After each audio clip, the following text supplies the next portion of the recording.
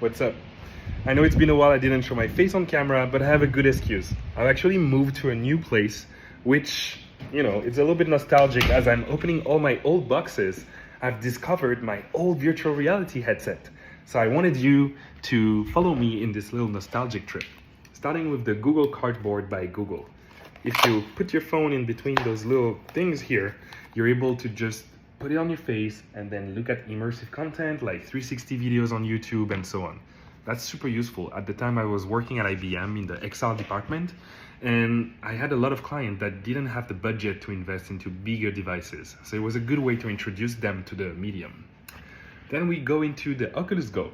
The Oculus Go is the first 3DOF device by Oculus. That means degrees of freedom. It would basically just allow you to track your head, but not your body. So you had experiences like sitting in a roller coaster and the environment will move around you, but you would only be able to move your point of view with your head. It also only had a teeny controller. Then we move to the Oculus Quest 1.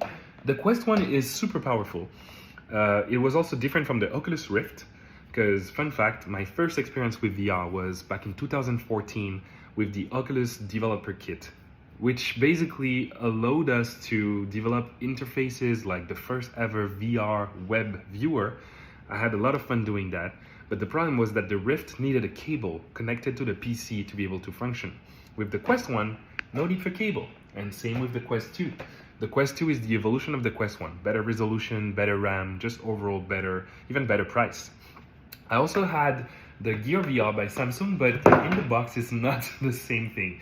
I have just my PlayStation 1, my Samsung, my Game Boy Advance, and I even have my Game Boy Advance SP. So I just want to make you listen to this little nostalgic sound.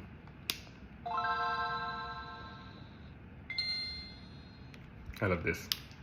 And then that gets you to our last one, which is the Meta Quest Pro. Indeed, Meta actually dropped the name Oculus after acquiring the company and renaming themselves into Meta. And the Quest Pro is amazing. Hand tracking, a lot of different capabilities, color pass-through. I think it's a very good device, but the price point is above $2,000, so it's not for everyone. A little bit like the Apple Vision Pro, it's for professionals. So unless you work like me in VR every single day, it's not really recommended to start with that one. But definitely looking forward to see where those different companies bring us next, because as you can see, different shapes, different functionalities, but it keeps evolving, the price keeps getting better, and eventually we'll get to a point where it's accessible to anyone, and hopefully actually brings value to our lives and not just be a gimmick or a toy that sits on the shelf and take dust.